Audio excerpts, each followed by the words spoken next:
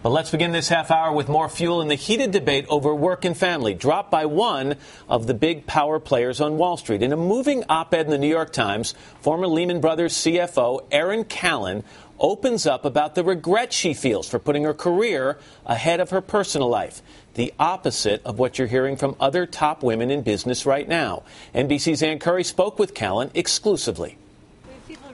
Erin Callan is a surprising new voice in the growing national discussion about women and work. Lean in, take the seat at the table, tell people you want to lead, whatever it might be, but just be aware of what may come from that. She was once one of the most powerful women on Wall Street, CFO of Lehman Brothers.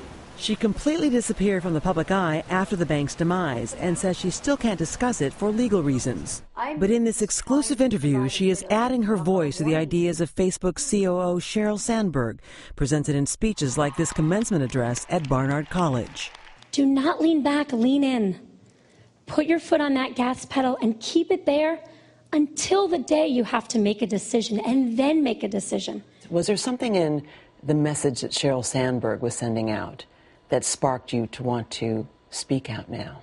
Yes, and also in terms of some of the reaction to that message. And I would probably look at myself as someone who lived that message. And I did achieve great success in my career. I'm just trying to provide a bit of what I'll call a warning label that, hey, there's something else to think about as you're leaning in, so to speak. You have leaned in.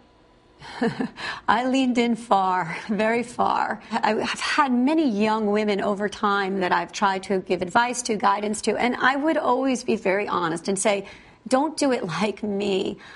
You mentioned consequences. What are they? A lot of things during my career that I missed out on. Events, relationships with people, birthday parties, just spending time with friends and family and enjoying it and enjoying myself. There was a big thing I missed out on, which is I didn't have children. Now 47, Erin Callan is trying to have children and offering a life lesson she wishes someone had offered her. I wanted to be a little bit sort of a cautionary tale, like you can achieve, you can accomplish, you can have an amazing career with great success, even in a male-dominated field that I did. But be careful what you wish for and the choices that you make.